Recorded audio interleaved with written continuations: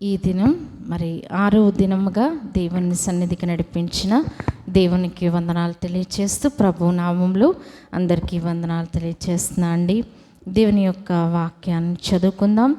న్యాయాధిపతుల గ్రంథము, న్యాయాధిపతులు పేజ్ నెంబర్ 209 అండి, 207. న్యాయాధిపతులు 9వ అధ్యాయము 8 నుండి కొన్ని వచనాలు మనం చదువుకుందాం. న్యాయాధిపతులు పేజ్ నెంబర్ 206, 207 అండి. అందులో 8 నుండి మనం కొన్ని వచనములు చదువుకుందాం. చెట్లు తమ మీద రాజుగా ఒకనిని అభిషేకించుకొనవలనను మనస్సు కలిగి బయలుదేరి మమ్మును ఏలుమని ఒలీవ చెట్టును అడగగా, ఒలీవ చెట్టు దేవునిని మానవులను దేని వలన నరులు సన్మానించుదురు, ఆనా తైలము ఇయ్యక మాని చెట్ల మీద రాజునై ఉండి ఇటు అటు ఊగుటకు నేను వచ్చేదనా అని వాటితో అని ప్రార్థన. దయగల తండ్రి, మీకు అనేక వందనములు. 5 దినములు ఉపవాస దినాల్లో మాకు తోడుగా ఉన్నారు. 6వ దినముగా మీ సన్నిధికి మమ్మలను నడిపించినారు. వందనములు. మీ యొక్క వాక్కులను అనుగ్రహించి మమ్ములను తృప్తిపరచి బలపరచుమని, సాతాను దాని క్రియలను లయపరచుమని యేసు నామమున ప్రార్థించి వేడుకొంచున్నాం తండ్రి, ఆమేన్. సో మనం గత 6 దినములుగా దేవుని యొక్క వాక్యాన్ని ధ్యానిస్తూ ఉన్నాం. మొట్టమొదటిగా మనం ఉపమానములు చెప్పుకున్నాం, 3 ఉపమానములు. అలాగే 3 రకాల వ్యక్తుల గురించి మనం చెప్పుకున్నాం. మొట్టమొదటిది ఏంటండి, మనం చెప్పుకున్నది మనల్ని అదుపు చేసేవారు. రెండవదిగా మన మీద అధికారం చెలాయించేవారు. సో ఈ దినం 3వదిగా మన మీద ఆధిపత్యము చెలాయించేవారు. మీకు ఎప్పుడన్నా అలాంటి అనుభవం ఉందండి? మన మీద ఆధిపత్యం చెలాయించడం. ఏదన్నా ఒక వస్తువు మనం తీసుకోవాలి అని నిర్ణయించుకున్నాం అనుకోండి, ఫర్ ఎగ్జాంపుల్. అప్పుడు ఎవరో వచ్చి అంటారు, ఇది కుదరదండి, ఆల్రెడీ మనం ఒక నిర్ణయం తీసేసుకున్నాం. కానీ మన మీద ఏం చేస్తూ ఉంటారు వారు? ఆధిపత్యము చెలాయిస్తూ ఉంటారు. పలానా గృహము నేను తీసుకోవాలని నిర్ణయించుకున్నాను అంటే, మరి అనేక సార్లు అడ్వాన్స్ తీసుకున్న వారు కూడా వెనక్కి ఇచ్చేసిన సందర్భాలు ఉంటాయి. ఎందుకంటే వారి మీద జరిగే ఆధిపత్యము అలాంటిది. అంటే ఇది బహిరంగంగా కొంతవరకు పర్లేదు, కానీ దేవునిలో మనం కొనసాగుతున్నప్పుడు మన మీద ఆధిపత్యము చెలాయించి మన జీవితాలను, మన కుటుంబాలను, మన యొక్క ఆస్తిపాస్తులను వీటిని పాడు చేసేవారు ఉంటారు. అలాంటి వ్యక్తులు ఎలాంటి వారు మనం గుర్తించాలన్నమాట. మనం గుర్తించి ఏం చేయాలి? వాటిని అలాంటి వ్యక్తులను మనం పక్కన పెట్టాలి. అన్నీ దేవుడే చూసుకుంటారు అని మనం అంటూ ఉంటాం, కానీ అన్నీ దేవుడు చేస్తారు. కానీ మనకి కూడా కొంత పని దేవుడు అప్పగించారు. సో అవ్వమ్మ గారికి దేవుడు ఏం చేశారు? అన్నీ ప్రభువే చూసుకుంటున్నారు. వాళ్ళకి ఏం కావాలో అన్నీ దేవుడే చూసుకుంటున్నారు. కానీ వాళ్ళకి ఏం చెప్పారు? ఆ చెట్టు పండు దగ్గరకు నువ్వు వెళ్ళొద్దు, దాన్ని ముట్టుకోవద్దు, దాన్ని తినొద్దు. అంటే అవ్వమ్మ గారు చేయాల్సిన పనులు అవ్వమ్మ గారు చేయాలి కదా. అలాగే మనం కూడా ఏం చేయాలి? ఇలాంటి వ్యక్తులను గ్రహించుకొని వారికి దూరంగా ఉండాలి. వారి యొక్క అదుపులోనికి మనం వెళ్ళకూడదు. సో ఇవాళ మన టాపిక్ ఏంటంటే, మన మీద ఆధిపత్యం చెలాయించే వ్యక్తుల గురించి మనం ధ్యానిస్తూ ఉన్నాం. ఇక్కడ ఒక చక్కని కథ, ఇక్కడ ఒక కథ చెప్తున్నారనమాట. ఒక ఆయన ఏం చెప్తున్నారండి? 8వ వచనంలో భాగ్య గారు, న్యాయాధిపతులండి, పేజ్ నెంబర్ 206, 206 ఓకే, 206లో 9వ అధ్యాయము 8వ వచనం అండి. చెట్లు తమ మీద రాజుగా ఒకనిని అభిషేకించుకోవాలని మనస్సు కలిగిందంట. ఏమైతే చెప్తున్నామో వాటిని ఇంటి దగ్గరికి వెళ్ళి మీరు ఒకసారి చదివితే ఇంకా బాగా అర్థమవుతుంది. చెట్లకి ఒకసారి ఏమొచ్చిందంట, ఒక దురాలోచన వచ్చిందంట. ఏంటి ఆ దురాలోచన? చెట్లన్నీ కూడా ఆలోచించుకుంటున్నాయి అన్నమాట. చెట్లు ఆలోచించుకుంటున్నాయి. చూడండి, ఇక్కడ మనం ఇక్కడ క్లిప్పింగ్ చూస్తున్నాం. చెట్లు ఏం చేస్తున్నాయి? ఆలోచించుకుంటున్నాయి. ఏం ఆలోచించుకుంటున్నాయి? మాకు ఒక రాజు కావాలి, మనందరి మీద. కొన్నిసార్లు మనకు అనిపిస్తుంది కదా, మనకందరికి ఒక లీడర్ ఉండాలి అని అనిపిస్తుంది. అలాగే చెట్లకు కూడా ఒక ఆలోచన వచ్చిందంట. ఏంటి ఆలోచన? మాకు ఒక రాజు కావాలి. సో ఒక 10 మంది గ్రూప్ ఉన్న అందులో డామినేట్ చేసేవాళ్ళు, ఆధిపత్యం చెలాయించేవాళ్ళు ఒకళ్ళిద్దరు ఉంటారనమాట. సో వీళ్ళిద్దరూ మెయిన్ మెంబర్స్ అనమాట. వాళ్ళు ఏమనుకుంటున్నారు? కుదరదు, మనకి రాజు లేకపోతే ఎలాగా, అందరం ఇలా ఉంటే కుదరదు, మనకు ఒక రాజు ఉండాలని ఒకళ్ళకి వస్తుంది దురాలోచన. అది అందరికీ ఏమవుతూ ఉంటుంది? పాకుతూ ఉంటుంది. సో వీళ్ళిద్దరూ మెయిన్ మెంబర్స్ అనమాట. సో వీళ్ళిద్దరిలో ఏముంది? అది ఆధిపత్యం చెలాయించే దురాత్మలు ఉన్నవి. వీళ్ళిద్దరిని బట్టి ఏమయ్యారు? మిగిలిన చెట్లన్నీ కూడా ఓకే, చాలా మంచిది మీరు చెప్పిన ఆలోచన అనుకొని ఏం చేసినాయి అంట? వాళ్ళు ఫస్ట్ ఎక్కడికి వెళ్ళారంటండి, మనం చదువుకున్నాం కదా వాక్యంలో, ఒలీవ చెట్టు దగ్గరికి వెళ్ళినాయి అంట. ఒలీవ చెట్టు దగ్గరికి వెళ్ళి ఏమంటున్నాయండి అవి? 9వ వచనము, ఒలీవ చెట్టును అడగగా, ఒలీవ చెట్టు దగ్గరికి వెళ్ళి అడిగినాయి అంట. ఒలీవ చెట్టు, నువ్వు మా మీద రాజుగా ఉండాలి అన్నప్పుడు ఒలీవ చెట్టు ఏమంటుందండి? దేవునిని మానవులను దేని వలన నరులు సన్మానించుదురో ఆనా తైలము ఇయ్యక మాని చెట్ల మీద రాజునై ఉండి ఇటు అటు ఊగుటకు నేను వచ్చేదనా అని అందంట. ఏమందండి? మానవులు దేవుడు నన్ను ఏం చేస్తున్నారు? సన్మానిస్తున్నారు. చూడండి, ఇక్కడ మనం చూస్తే ఒలీవ చెట్టు ఇది. ఒలీవ చెట్టుని ఎందుకు ఉపయోగిస్తారండి? ఎందుకు ఉపయోగిస్తాం ఒలీవ చెట్టును? ఒలీవ నూనెను ఎందుకు ఉపయోగిస్తారు? నిబంధన మందసంలో ఆ యొక్క ప్రదీపములో ఏముండేది? ఆ దీపము ఎప్పుడు దేవుని సన్నిధిలో వెలుగుతూ ఉండాలంట. అందులో మనలాగా కిరోసిన్, డీజిల్ ఇవి వేయకూడదు. ప్రభువారు చెప్పిన ఆజ్ఞ ఏముండాలండి? అచ్చంగా దంచి తీసిన ఒలీవ తైలం మాత్రమే ఆ యొక్క మందసములో దేవుని సన్నిధిలో 24 గంటలు అది వెలుగుతూ ఉండాలి. ఒలీవ నూనె. మరి ఒలీవ నూనె కేజీ ఎంతో తెలుసా మీకు? 700 నుంచి 1000 రూపాయల వరకు ఉంటుంది కేజీ. మనకు మహా అయితే గానుగ నూనె ఎంత ఉంటుందండి? 400 రూపాయలు. ఈనాటికి అది చాలా కాస్ట్ అన్నమాట. ఎందుకు అంటే అది ఆరోగ్యానికి చాలా మంచిదన్నమాట. సో మనం ఆ ఒలీవ నూనె కనుక రోజు తీసుకుంటే మన ఆరోగ్యం చాలా బాగుపడుతుంది. కానీ అది కేజీ ఎంతండి?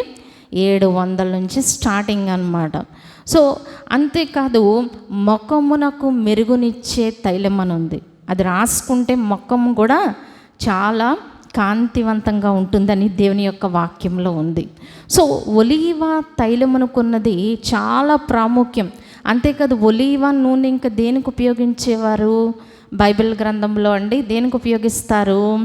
ప్రవక్తలను అభిషేకించడానికి, దేవుని పని కొరకు అభిషేకించడానికి ఖచ్చితంగా ఒలీవ నూనెతోనే అభిషేకిస్తారు. అంటే అక్కడ దేవునికి ఘనత కలుగుతుంది, మానవులకు కూడా ఘనత కలుగుతుంది. చూస్తున్నాం కదా, పరలోకంలో కూడా ఒలీవ చెట్టు ఉంటుందంట.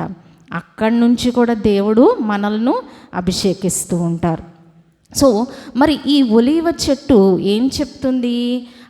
మరి మనం చూస్తే దేవుని యొక్క మందిరంలో వాటికి ఉన్న స్థానాన్ని అది గుర్తించి, నేను దేవునికి చాలా ఘనత తెచ్చేదాన్ని, మనుషులకు కూడా ఘనత తెచ్చేదాన్ని, నేను ఈ పని మానేసి మీ మీద రాజుగా ఉండి, నా పని రాజుగా ఉంటే అక్కడ ఏం చేస్తుందట? అది ఇటు అటు ఊగుటకు నేను వచ్చేదనా.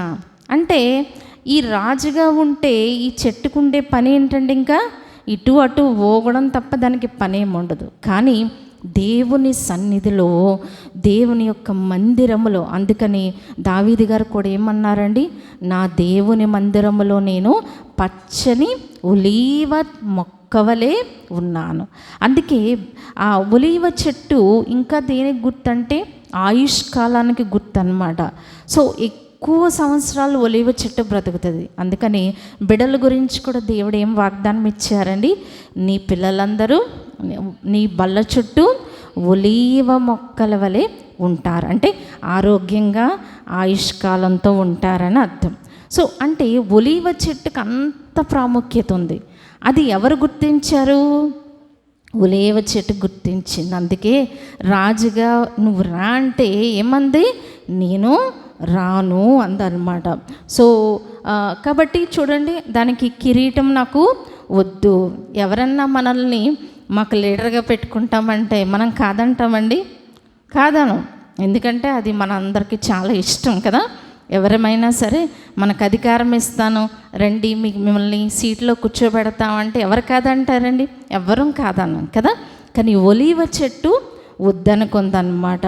సో నాకొద్దు అని చెప్పి ఆ కిరీటం అది వెనక్కి ఇచ్చేసింది. సో నెక్స్ట్ ఈ చెట్లన్నీ సరే ఒలీవ చెట్టు రావట్లేదు కదా అని ఏం చేసినాయి అంట 10వ వచనంలో, అప్పుడు చెట్లు నీవు వచ్చి మమ్మును ఏలుమని అంజూరపు చెట్టును అడగగా. రెండవదిగా సరే ఇద్దరు అనుకున్నారనమాట, ఒలీవ చెట్టును వదిలేద్దాం, అది రానంటుంది కదా. ఇప్పుడు అంజూరపు చెట్టు దగ్గరికి వెళ్ళినాయి అంట. అంజూరపు చెట్టు దగ్గరికి వెళ్ళి ఏమంటున్నాయి, అంజూరపు చెట్ల మీద రాజునై ఉండి ఇటు అటు ఊగుటకు నా మాధుర్యమును నా మంచి ఫలములను నేను ఇయ్యక మానుదునా. ఏమంటుందండి అది, నా మాధుర్యము నా మంచి ఫలము. సో అంజూరపు చెట్టు గురించి మనందరికీ తెలుసు. ఇప్పుడు అంజూరం, డ్రై అంజూరం కాస్ట్ ఎంతండి? కేజీ ఎంత? ఇంచుమించు 1000 రూపాయల పైన. సో మనకందరికీ తెలుసు దాని విలువ ఏంటో. అది తింటే చాలా మనకి బలము, రక్తపుష్టి, రక్త శుద్ధి, మరి చాలా రకాల చలవ, బలము, ఇన్స్టెంట్ ఎనర్జీ అన్నమాట. సో మనందరికీ తెలుసు ఈ యొక్క అంజూర పండ్ల విలువ. సో ఇదేమంటుంది ఈ చెట్టు, బాబోయ్ నేను దేవునికి ఏమిస్తున్నాను, మనుషులకి మాధుర్యము. అంటే అది ఎలా ఉంటుందండి, అది చాలా స్వీట్గా ఉంటుంది. ఇంక అందులో షుగర్ ఏం అక్కర్లేదు, చాలా స్వీట్గా ఉంటుంది అది. అంత మాధుర్యాన్ని ఇంకేమిస్తుందట, మంచి ఫలము. ఇది ఎలాంటి ఫలం అండి? చాలా మంచి ఫలం. ఇలాంటిది నేను ఇయ్యకుండా ఉండి మీ మీద రాజుగా నేను రాను, ఇటు అటు పోగడానికి రాను అని ఏం చేసింది, అది ఖచ్చితంగా చెప్పేసింది అన్నమాట. సో అది కూడా ఏమంటుంది, నేను రానంది. మొట్టమొదటి చెట్టు ఏంటండి?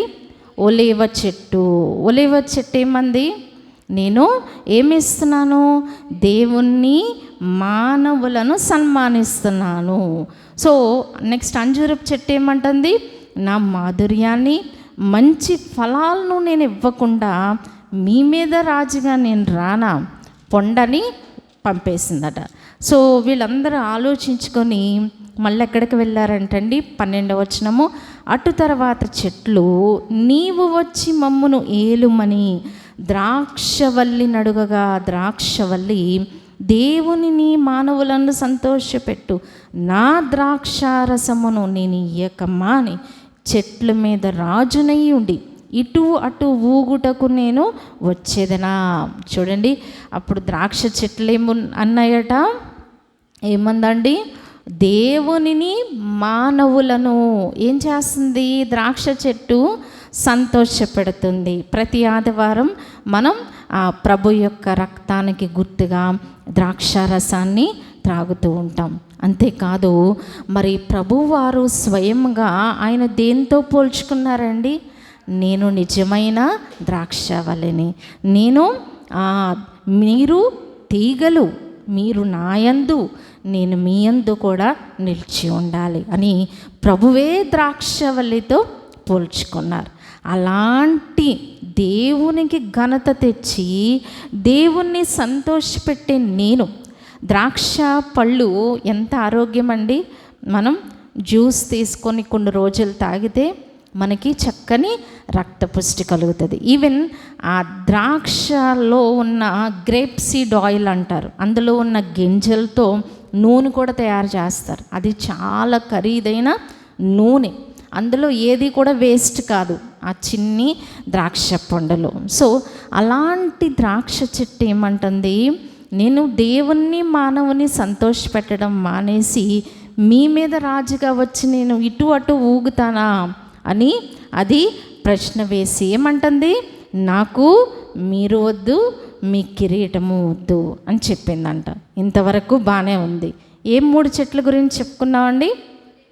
ఒలీవ చెట్టు ఏమంది, తర్వాత ఆ విధంగానే అంజూరపు చెట్టు, మూడవదిగా ద్రాక్ష చెట్టు. ఈ 3 కూడా మాధుర్యాన్ని ఇస్తున్నాయి, మంచి ఫలాలు ఇస్తున్నాయి, దేవుణ్ణి ఘనపరుస్తున్నాయి, మనుషులను ఘనపరుస్తూ ఉన్నాయి. వాటి పని అవి గుర్తెరిగినాయి. సో ఇంక ఇలా కాదని చెప్పేసి ఈ చెట్లన్నీ కలిపి ఇంకో చెట్టు దగ్గరికి వెళ్ళినాయి అంటండి.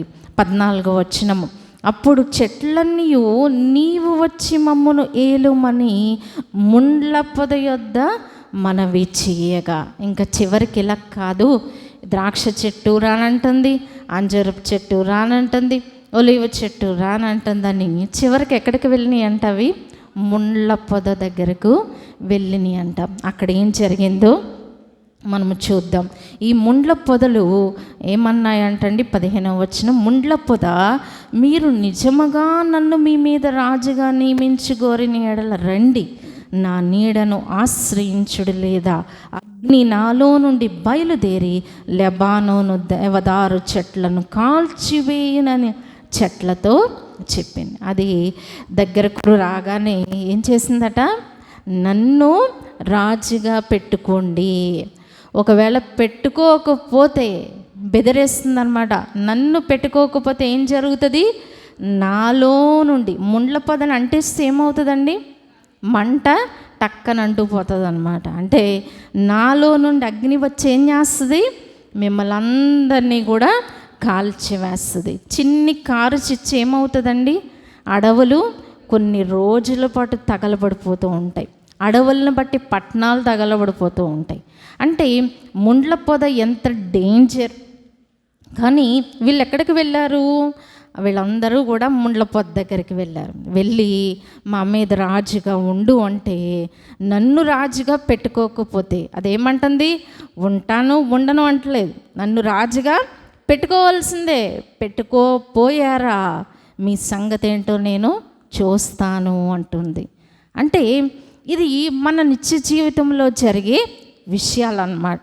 అంటే మన చుట్టూ అంజూరపు చెట్ల లాంటి మనుషులు ఉంటారు, ఒలీవ చెట్ల లాంటి మనుషులు ఉంటారు, ద్రాక్షవల్లి లాంటి మనుషులు ఉంటారు, ముండ్ల పొద లాంటి మనుషులు ఉంటారు. కానీ మనము ఎవరి యొక్క ఏలుబడిలో ఉండాలండి, దేవుని యొక్క ఏలుబడిలో మనము ఉండాలి.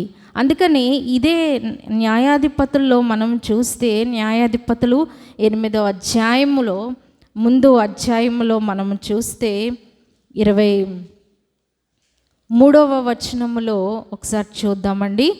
అందుకు గిద్యోను, నేను మిమ్మును ఏలను, నా కుమారులను మిమ్మును ఏలరాదు, యెహోవా మిమ్మును ఏలునని చెప్పాను. మరి గిద్యోను గారిని అడుగుతున్నారనమాట, నువ్వు వచ్చి మా మీద రాజుగా ఉండు, మాకు యుద్ధం చేశావు. ఈ గిద్యోను ఏం చేస్తాడు, ఇశ్రాయేల్ పక్షంగా యుద్ధం చేశాడు. నువ్వు యుద్ధం చేశావు కదా, మా మీద రాజుగా ఉండు అంటే ఆయన ఏమంటున్నారు, నేను మిమ్మును ఏలను, నేను మీ మీద రాజుగా ఉండను, అలాగే మా కుమారులు కూడా మీ మీద రాజుగా ఉండరు, యెహోవా మిమ్మును ఏలును. సో నిజముగా దేవుని బిడ్డలు ఏం చేస్తారండి, ఏలుబడి చేస్తారా, ఏలుబడి చేయరు. మనము ఏలుబడి చేయకూడదు, మనము ఎదుటివారి చేత మనం ఏలుబడి చేయించుకోకూడదు. ఎవరి ఏలుబడిలో మనం ఉండాలండి, ప్రభు యొక్క ఏలుబడిలోనే మనం ఉండాలి. అందుకే ఇశ్రాయేలీయులకు రాజు ఉండడం దేవునికి ఇష్టం లేదు. ఆయన ఏమన్నారు? వద్దు, నేనే మిమ్మల్ని నడిపిస్తాను అంటారు. కానీ ఇశ్రాయేలీయులు ఏం కోరుకుంటారు? మాకు రాజు కావాలి. నువ్వు వద్దు ప్రభా, మాకు రాజు కావాలి అంటారు. తర్వాత ఎన్నో సమస్యలు వస్తూ ఉంటాయి. అలాగే మనము కూడా ఎలా ఉండాలండి? దేవుని యొక్క ఏలుబడి కోరుకోవాలి. అందుకే దేవుని మాట మనం వింటూ ఆయన ఏమన్నారో వాటి ప్రకారం మనం చేస్తే ఎవరి ఏలుబడిలో మనం ఉంటాం? దేవుని ఏలుబడిలో ఉంటాం. కానీ అనేక సార్లు 10లో 9 సార్లు మనం ఎవరి ఏలుబడిలో ఉంటాం? మనుషుల ఏలుబడి. మనుషులు ఏది చెప్తే అది చేస్తాం. అంటే దేవుని యొక్క వాక్యాన్నన్నా వదిలేస్తాం, కానీ మనుషుల యొక్క మాటను మనం ఘనపరుస్తూ ఉంటాం. అంటే మరి మనం దేని యొక్క అధికారంలో ఉన్నామో మనమే గుర్తించాలి. ఒకవేళ మనుషుల ఏలుబడిలో మనం ఉన్నామంటే ముండ్ల పొద ఏమందండి? నన్ను గనక రాజుగా పెట్టుకోకపోతే మీ సంగతి ఏంటో తేలుస్తానండి. సో అంటే మనుషుల వలన రకరకాల సమస్యల్లో చివరికి ఇరుక్కుపోయే వారిగా ఉంటారు. కాబట్టి దేవుని యొక్క ఏలుబడిలో మనం ఉండాలి. మనం ఎవరిని కూడా ఏలుబడి చేయకూడదు. మనం ఎవరి మీద ఆధిపత్యం చెలాయించడానికి మనము లేము.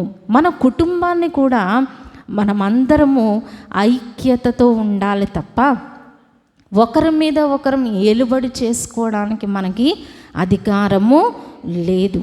అందుకని సమాధానం అనే బంధము చేత ఏం చేయాలంట?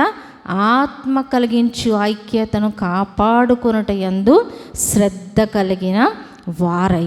కుటుంబంలో 5 ఉన్నా, 6 ఉన్నా, 4 ఉన్నా ఎలా ఉండాలండి? ఒకరికొకరము లోబడి ఉండాలి. అందుకే ఎఫెసీ పత్రికలో ప్రభు చెప్తారు, భార్య భర్తకు విధేయురాలుగా ఉండాలి, భర్త భార్యను ప్రేమించాలి అని చెప్తూ అక్కడ కంక్లూజన్ మాట ఇస్తారు. ప్రభు యొక్క భయములో ఒకరికొకరు లోబడి ఉండుడి. అంటే కొన్ని విషయాలు భార్య చేయలేని పనులు భర్త చేస్తూ ఉంటారు. అది భార్య మాత్రమే చేయగలదు.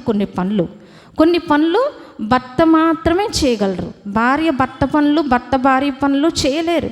సో ఏం చేయాలి అక్కడ? మనం ఇప్పుడు నాకు కొన్ని విషయాలు వచ్చండి, మరి గ్రేసికి కొన్ని వచ్చు. ఏం చేయాలి? ఒకరినొకరం సబ్జెక్ట్ అయ్యి ఉంటూ లోబడుతూ విధేయత చూపిస్తూ అందరము దేవుని పనిని ముందుకు కొనసాగించాలి. అంతేగాని నాకు తెలుసు, నేనే చేస్తాను, నేనే అధికారం చెలాయిస్తాను, మీరందరూ నాకెందు ఉండాలి అనే తత్వము అది ముండ్ల పొద లక్షణం అన్నమాట. సో మనం అందరము కూడా ఏ పని నిమిత్తం దేవుడు మనల్ని పిలిచారో, అంజూరపు చెట్టు గ్రహించుకుంది, నన్ను దేవుడు ఎందుకు పిలిచాడు? మాధుర్యాన్ని, మంచి ఫలం ఇవ్వడానికి పిలిచారు. ఒలీవ చెట్టుని ఎందుకు పిలిచారండి? మరి సన్మానించడానికి, దేవుని మందిరంలో ఉండడానికి దేవుడు పిలిచారు. అలాగే ద్రాక్ష చెట్టుని ఎందుకు పిలిచారు? మానవులను, దేవుణ్ణి సంతోషపెట్టడానికి పిలిచారు. ఆ క్యారెక్టర్, ఆ యొక్క బాధ్యత మనం గుర్తించాలి. నన్ను తల్లిగా ఒక కుటుంబంలో దేవుడు ఉంచాడు. అది ఎందుకు? వారి మీద అధికారం చెలాయించడానికి కాదు, వారిని క్రీస్తులో పెంచడానికి. అలాగే ఒక సంఘంపై మనల్ని ఉంచారు. ఎందుకు?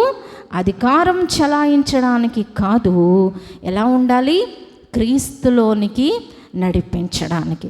మన నుండి మాధుర్యము, మన నుండి మంచి ఫలము మనం ఎలా గుర్తిస్తామట? ఒక విశ్వాసిని అతను సరైన వాడా కాదా ఎలా గుర్తిస్తాం? అతని యొక్క ఫలమును బట్టి మనము గుర్తిస్తూ ఉంటున్నాం. అతనిలో నుండి మాధుర్యం వస్తుందా? అతనిలో నుండి చేదు వస్తుందా? ఏమండి, మనం ఈజీగా గ్రహించవచ్చు వారి ఫలములను బట్టి. కాబట్టి దేవుణ్ణి కనపరుస్తున్నామా? మనుషులను మరి ముండ్ల పదవలే మనం ఉంటూ ఉన్నామా? ఎవరి అధికారాన్ని మనము కోరుకుంటూ ఉన్నాం? కాబట్టి ఈ యొక్క న్యాయాధిపతుల గ్రంథంలో మనము చూస్తే చివరికి ఈ చెట్ల యొక్క ఉపమానము చెప్పిన తర్వాత మనము వారి యొక్క పరిస్థితి ఎలా ఉంది అనేది 8వ అధ్యాయంలో 23వ వచనంలో ఉంటుందండి. అప్పుడు యెరుబ్బయలు 70 మంది కుమారులకు చేయబడిన ద్రోహ ఫలము వారిని చంపిన అబీమెలెకును వారి సహోదరుల మీదకని అతడు తన సహోదరులను చంపునట్లు అతని చేతులను బలపరిచిన షెకెము యజమానుల మీదకి వచ్చినట్లును వారు చేసిన ప్రాణహత్య వారి మీదకి వచ్చినట్లును దేవుడు అబీమెలెకును షెకెము యజమానులకును వైరము కలుగుటకే వారి మీదకి దురాత్మను పంపాను. సో ఇదంతా అర్థమవ్వాలంటే మనం 8-9 అధ్యాయాల్లో ఈ యొక్క స్టోరీ అంతా ఉంటుంది. ఇక్కడ ఒక వ్యక్తి మేలు చేసిన వ్యక్తికి కొంతమంది కలిపి కీడు చేశారు. సో ఈ వ్యక్తి బాధపడుతూ ఈ ఉపమానం చెప్పారనమాట, ఈ కథ చెప్పారు. కానీ చివరికి ఏం జరిగిందట, వాళ్ళ మధ్యన ఎవరైతే కీడు చేశారో వారందరి మీదకి వైరము కలగడానికి, వైరం అంటే విరోధం కలగడానికి దేవుడు ఏం చేశారంట, వారి మీదకి దురాత్మను పంపించారు. అలాగే అంటే ముండ్ల పొదను ఎవరైతే ఆశ్రయిస్తారో చివరికి ఏమవుతుందండి, ఆ ముండ్ల పొదలో నుండి ఏమొచ్చిందండి, అగ్ని వచ్చి కాల్చివేసింది. అలాగే ముండ్ల పొద నీడలో ఎవరు ఉంటారు, అసలు ముండ్ల పొద నీడేస్తుందండి, అంజూరపు చెట్టు నీడేస్తుంది, ద్రాక్షవల్లి నీడేస్తుంది, అలాగే ఒలీవ చెట్టు నీడేస్తుంది. కానీ ముండ్ల పొద నీడేస్తుందా, ఇవ్వదు. అంటే ముండ్ల పొద కింద ఎవరు కూర్చుంటారో వాళ్ళకి ఏమొస్తుంది, తర్వాత అగ్ని దిగి వస్తూ ఉంటుంది. అంటే మనుషుల అధికారం కింద మనం ఉంటే ఖచ్చితంగా వాళ్ళని ఏదో ఒక రోజున భయంకరమైన సమస్యల్లో ఇరుక్కుంటూ ఉంటారు. కాబట్టి మనం ముండ్ల పొదను ఆశ్రయించకుండా, అంటే దేవుని అధికారమే మనలో ఉండాలి తప్ప, అంటే అందుకనే మనం ఈ యోతాము వలె, ఇతని పేరేంటంటే గిద్యోను వలె మనం ఏం చేయాలి, దేవా నీ యొక్క ఏలుబడిలోనే మేము ఉండాలి, కానీ మనుషుల యొక్క అధికారములో మేము ఉండకూడదు నాయన అని మనం ప్రార్థన చేసుకోవాలి. అలాంటి వ్యక్తులు ఎవరైతే మన మీద అధికారం చెలాయిస్తూ ఉన్నారో, ముండ్ల పొదవలే మన జీవితాలను నాశనం చెయ్యాలి అని అలాంటి సలహాలు ఇచ్చేవారిని, అలాంటి మనస్సు కలిగిన వారిని మనం గుర్తించి ఏం చేయాలండి, దూరము పెట్టాలి. వారి దగ్గరకు మనం వెళ్ళకూడదు. సో అలాగూ మనం ఎప్పుడైతే ఆ గ్యాప్ మెయింటైన్ చేస్తామో దేవుడు మనకి సహాయం చేస్తారు. కానీ మనం అనేకసార్లు ఏం చేస్తాం, మనం గ్యాప్ పెట్టకుండా ప్రభువును వాళ్ళని దూరపరచు అంటూ ఉంటాం. కానీ ముండ్ల పొదతో సహవాసం చేస్తే ఖచ్చితంగా సమస్యలు అనేవి వస్తవి. కాబట్టి ఇలాంటి వ్యక్తులను గుర్తించడం, గ్రహించడం, వారిని సిలువ ద్వారా ఈ జ్ఞానాన్ని మనం పొందుకోవాలి. సిలువలో మనకి ప్రభు ఇచ్చిన గొప్ప కృప, దైవిక జ్ఞానం. ఆ జ్ఞానాన్ని మనం పొందుతూ అంజూరపు చెట్టు వలె మన స్థితి మనం ఎప్పుడు కూడా గుర్తెరగాలి. మనమున్న నలుగురు మధ్యన మనం ఎలా ఉంటున్నాం, అధికారం చెలాయిస్తూ ఉన్నామా, నేనేదంటే అదే, ఏం చెప్తే అదే జరగాలి అని అనుకుంటున్నామా, అది ముండ్ల పొద లక్షణం. కానీ మనం ఎలా ఉండాలి, ఐక్యత, ప్రేమ, సమాధానం కలిగి ఉండాలి. అంజూరపు చెట్టు లాంటి వారిని గుర్తించాలి, ద్రాక్షవల్లి లాంటి వారిని గుర్తించాలి, మరి ఒలీవ చెట్ల వంటి వారిని గుర్తించాలి. ఎట్ ద సేమ్ టైం ముండ్ల పొద లాంటి ప్రమాదకర వ్యక్తులను కూడా మనం గుర్తించి మన కుటుంబంలో, సంఘములో, సమాజంలో వారిని మనం దూరముగా ఉంచినప్పుడు మన కుటుంబాలు, మనము క్షేమంగా ఉంటాం. ప్రభు వట్టి కృపలు మనకు దయచేయనుగాక. ఆమేన్. పరిశుద్ధుడా, విన్న మాటలు మాలో ఫలింపచేయమని, దుష్టుడెత్తు కనిపోకుండా భద్రపరచమని యేసు నామమున ప్రార్థించి వేడుకొంచున్నాం తండ్రి. ఆమేన్.